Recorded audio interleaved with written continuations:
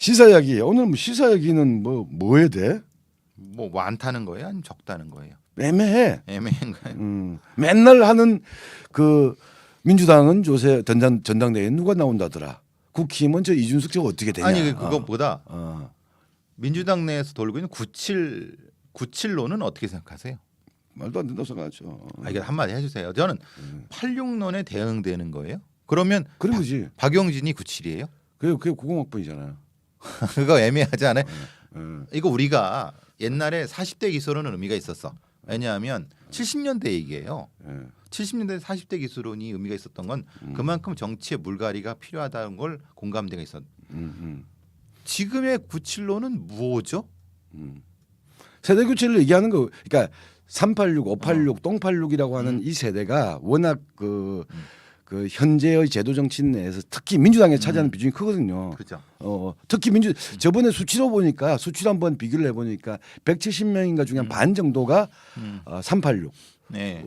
세대 반이 더 될 것 같더라고요. 네. 더 되는 것이고 기득권자들이잖아요. 결국은. 이제 그런 의미에서 세대 교체의 표현들이 이제는 386 세대, 86 세대는 안 된다. 그 다음 세대도 넘어가야 된다라고 얘기하는데 그게 연령별로 딱 꺼지기 힘드니까.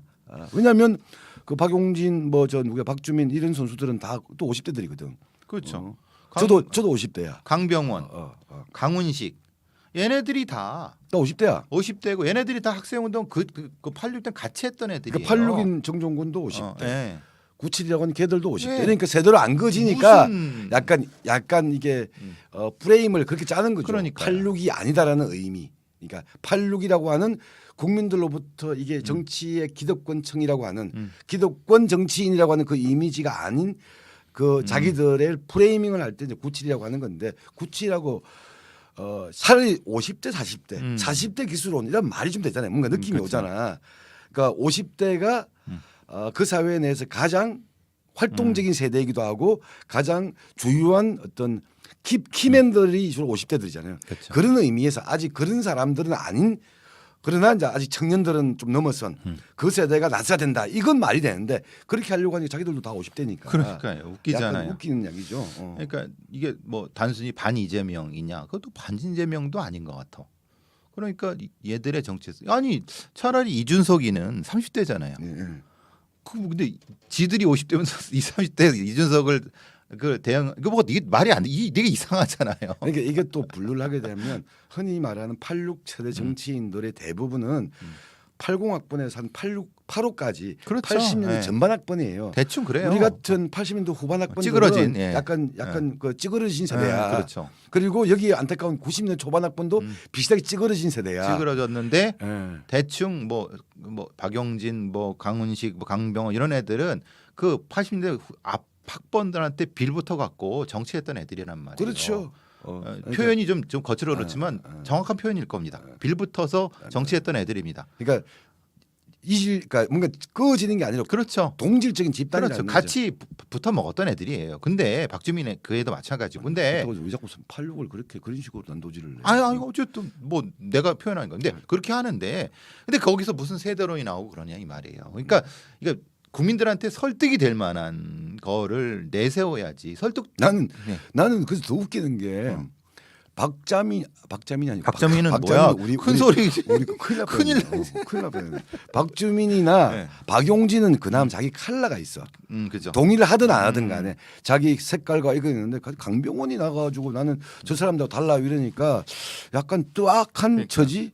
예를 들면 저 새끼 뭐지? 이준석이 아니라 이재명이라는 강한 원톱에 대해서 원래 그런 게 있잖아요. 떨려면 1등을 저격해라 그러니까. 하듯이 강한 원톱에 대한 안티를 좀 하면서 스스로의 덩치를 키우려고 하는 일단 정치적 얄팍함을 느껴진다 나는. 강훈식, 강병원이는 무한 선수들인지를 모르겠어. 그러니까 그리고 들리는 얘기도 많은데 뭐 이걸 얘기하면 안 되지만은 모르겠어요. 그럼 정치적 자산이 뭐죠? 모르겠다니까. 박용진은 그래도 박용진은 약간 유아 뭐 독고도이의 삼성의 무슨 그 유치원 3법 예, 같은 그런 것도 경우라든가 있었잖아요. 약간 자산이 있잖아요. 쌈마의 기질이 예, 있어. 쌈마이의 자산이 그리고 있잖아요. 친문도 아니야. 예. 친명도 아니야. 예. 그리고 오히려 박자민은 세월호 박주민 이란 큰일 났네. 박주민은 세월호 변호사라는 닉네임을 출발해가지고 어쨌든 친문의 그렇죠. 자기 주자. 뭐 이런 이미지 생겼지. 뭐 임대 3법에 뭐 오명이든 뭐 허명이든 있지만 예. 어쨌든 자산이 있는데 그 뭐지 이런 생각이 들었어요. 예. 그건 됐고 난 별 관심이 없어 그거는. 어차피 그래도 그 사람들이 궁금하니까. 어제명인데 어제명. 어제대인가요? 어제대? 어명대? 어대명. 어대명. 어차피 대표는 이재명인데 음. 거기에 대해서 빌붙어서 몸집 키우려고 하는 행태에 별로 큰 의미 부여하고 싶지 않다 이런 생각이고요. 또 오히려 지금 모레죠 모레. 뭐래? 7월 4일 날 임시국회 본회의를 소집해서 원래 어제 하기로 했었잖아요. 원래 어제 하겠다고 그러니까 일단 압박을 가했는데 민주당이 약간 구라를 친 건데 좀 그게 좀 부담스럽잖아요. 그래서 7월 4일 왜냐하면 권성동이 이제 왔으니까 협상을 통해서 협상에서 뭔가 안 되면 7월 4일 날 본회의를 통해서 국회의장을 선출하겠다 이렇게 나오잖아요. 지금 그러니까 원래는 선출될까? 어제 하기로 했는데 권성동이 없었단 말이에요. 그러니까 네. 사실 좀 그렇죠. 왜냐하면 아예 없는 상태에서 하는 건 좀 이건 치사하니까 명분이라도 있으려면 있는 상태에서 예. 그래서 오늘 내일 이제 물밑 협상을 한다 그러대요. 매 개인 만나서. 예. 그래서 그럼 안 되면 뭐 7월 4일 하든 말든. 근데 이제 그게 이제 이게 또 문제가 생기는 거죠. 왜냐하면 한쪽에서는 국힘은 보니까 너 또 이번에 검수한박처럼 또 일방적으로 하려고 하는 거야. 너 의회 독자하지. 국회 내 다수파라는 거로 가는 거지. 이렇게 또 이제 국힘은 또 공격하는 거. 민주당 국힘 보고 야 누구는 우리가 양보됐는데 그냥 쌩까네 너무 그러니까 이거 이렇게 국회를 무력화시켜서 마비시키려고 하는 일부러 너 지금 안 하려고 하는 거 아니냐 이 공방들이 벌어지는 거고 당연하게 검수완박 그 당시에도 정치적 격돌의 성격도 있었고 이게 위헌이냐 아니냐 가지고 지금 또 걸려 있잖아요 헌법에 그러니까 헌법재판소에 뭐 고난쟁의 소송까지 해가지고 걸려 있는 상황인 거고 이번에도 또 마찬가지인 거예요. 이번에도 임시 본회의를 통해서 국회의장 선출하게 되면 그건 국회법 위반이다라고 이제 국힘은 얘기하는 거고 민주당은 국회법 14조 18조에 의해서 위법이 아니다. 우리 밀고 나갈 거다. 또 이러고 있는 거야. 두 가지가 모호하지 않아요? 최다선이 임시회장이 되는 건 맞는데 의사 일정은 여야가 합의해야 되는 것도 맞고 두 가지가 걸려 있는 거죠. 그렇죠. 지금은 음. 국회의장이 없잖아요. 그러니까 국회의장이 없기 때문에 이 본회의나 이번 임시국회를 소집하는 소집권자가 누구냐 이게 법에는 정해져 있어요. 최다선. 아니요. 그거는 국회 사무총장이 본회의 그러니까 이 임시회 소집 공고를 할 수 있다라고는 나와 있어요. 근데 소집 공고 그래서 이번에도 민주당이 임명한 이춘석 국회 사무총장이 이번 임시국회 개의를 공고했어요. 그거는 법적으로 하자가 없어. 문제는 그 임시국회 기간에 본회의를 언제 할지 본회의의 의제가 뭘지 그거를 결정할 권한이 국회 사무총장이 없다는 거예요. 그렇죠. 그럼 그 권한 누구한테 있느냐? 국힘 주장은 합의를 해라. 교섭단체의 합의밖에는 법적인 규정이 없다라는 게 국힘의 주장인 거 국회법에서는. 근데 민주당은 자꾸 이제 민주당의 말하는 14조는 사무총장이 소집 공고할 수 있다. 인정. 18조 의장 권리에 대한 이제 의장 선거를 할 때 그 최다선 동률을 뗀 최고령이 임시 사의를 볼 수 있다. 이것도 맞아. 근데 국힘이 계속 얘기하는 거. 근데 그 본회의를 언제 할지 이 본회의 안건이 뭔지는 누가 결정하는 건데 이를 치고 들어오고 있는 거지 국힘은. 그러니까 이거는 공백이 또 있어요. 다툼에. 그렇죠. 법률적 다툼이 있잖아요. 법률을 빠꾸미들일 거 아니야. 다. 법률을 거지같이 만들어놨고 이 새끼들이. 아이고. 그러니까 빠꾸미들이기 때문에 법적인 공방들 다 근거들이 있어.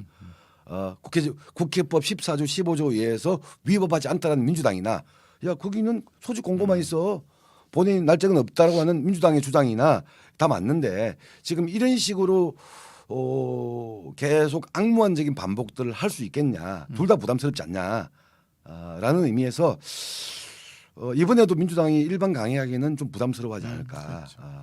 근데 너무 어떤 세비는 잘 처먹으면서 왜 국회법을 이렇게 허술하게 만들어놨는지 벌써 이게 뭐 대한민국 국회가 이게 뭐 한두 해가 된 것도 아니고 민주화 이후에도 수십 년이 지났는데 뭐 왜 이렇게 엉성하게 해놓은 건지 그 중간중간에 국회법을 손은비를 보든가 그냥 에휴 쓰레기 같은 것들.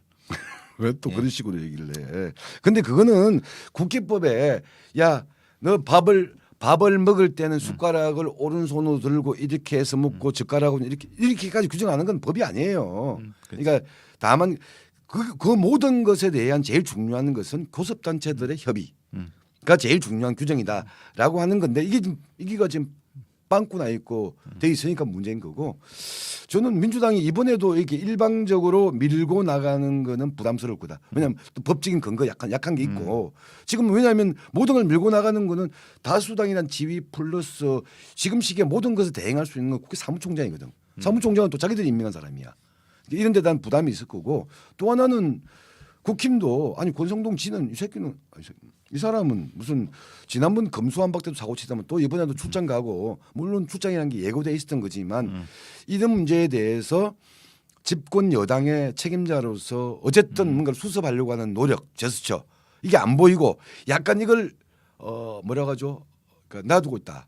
방조하고 있다라는 이미지가 또 있기 때문에 그러니까 권성동이도 그렇지만 국힘의 그 원내 지도부나 이런 애들은 집권 여당이라는 책임감이 없는 것 같아요.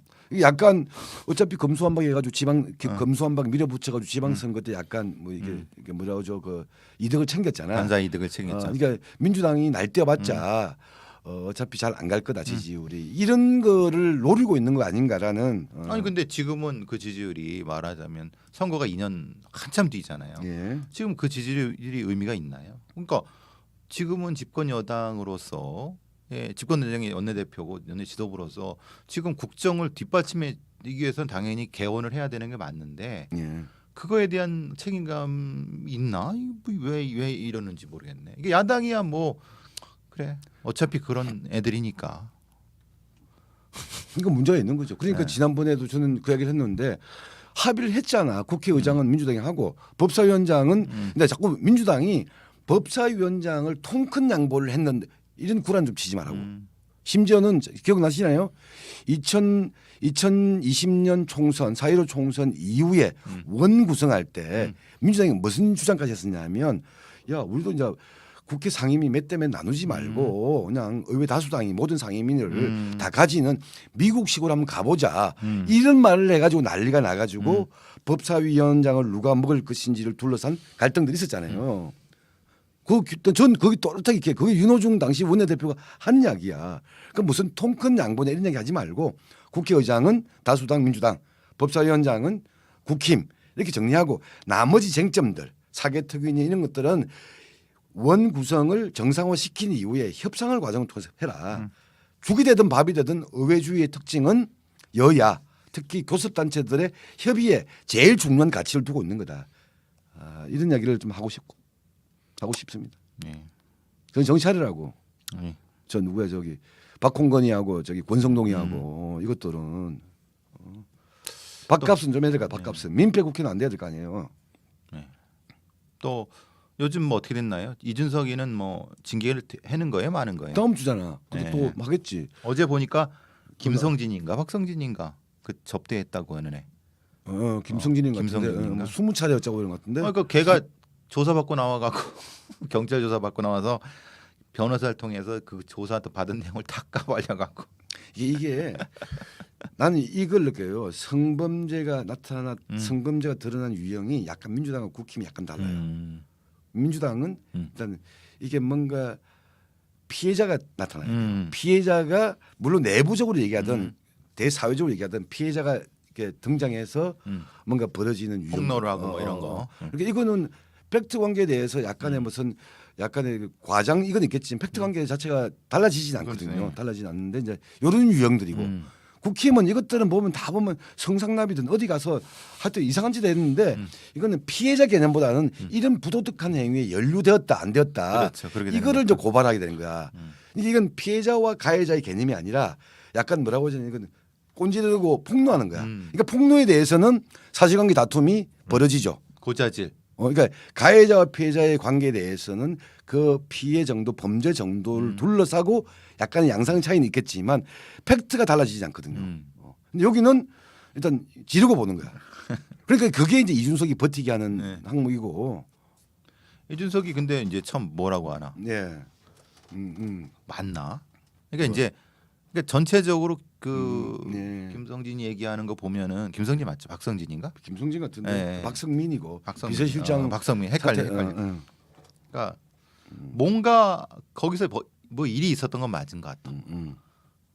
근데 그게 그 성상납인지 모르겠어. 어쨌든 뭐 룸사롱에서 뭐가 있었던 건 맞는 것 같아. 룸사롱 술집 다닌 건 맞는 거지. 그런 거 어쨌든. 유흥업소에서 술 처먹고 한 건 맞는 거지. 그렇죠. 근데 그게 성상납인지 모르겠어. 근데 그건 그거 자체를 범죄라고 볼 수는 없지. 우리가 그렇죠, 예. 약간 비아냥이야 그럴 수 그렇죠. 있겠지만 뭐 유흥업소에 간 거는 맞는 거고 그게 성상납인 거는 범죄는 다른 거니까. 그리고 그걸 또 은폐하기 위한 그건 다른 문제고 또 다르죠. 그건 또 말하자면 김철근이가 이걸 각서서 준 이거는 또 다른 문제 전혀. 그러니까요. 어쨌든 근데 뭐가 됐든 이준석이 책임을 져야 되는 건 맞다. 근데 모르겠어. 이준석이가 무슨 책임을 잘 못 지겠다 이 얘기잖아요. 너 나 건드리면 나 완전히 고춧가루 뿌릴 거야. 자폭한다는 거잖아요. 이런 거잖아 지금. 그 얘는 일단 능동적인 어떤 무슨 정책보다는 요새는 약간 시끄러워지면 전투력이 생기는 것 같아. 시끄러워지. 그러니까 평화적이고 일상적인 시기에서는 전투력이 안 등장해. 근데 뭔가 난전이 벌어져. 그러면 우리 그러니까 이준석 선수는 전투력이 생기는 애 같아요. 근데 왜 뭐 또 대통령 오는데 배움까지 나가서 요걸 그렇게 또 태백이를 먹는지. 녹화를 계속하기 위한 디스크 공간이 좀 부족하답니다. 네. 우리 우리 끝내면 되는 이거 거지. 이거 이러면 골치 아픈데. 자, 오늘 이것으로 좀 급 수습으로 들어가야 될 것 같습니다. 지금 이 녹화 공간이 부족하다고 하니까 하드디스크가 부족한 거죠. 예.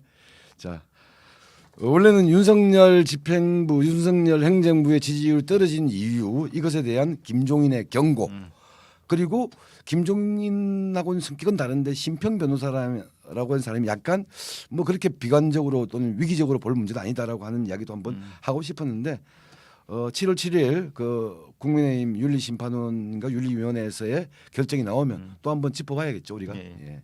그렇게 얘기하고 오늘은 이 정도로 마무리를 해야 될 것 같습니다. 예. 인사하시죠. 예. 하여튼 인사하세요. 빨리. 장마, 어떤 무더위 조심하시기 바라고 후원해 주신 분 너무 감사합니다. 네, 요새는 커피도 안 쏴줘. 자, 끊습니다. 예, 즐거운 주말 되십시오. 10,000명 구독 부탁드려요. 10,000명으로 가는 길에 꼭 함께 해주시기 바랍니다.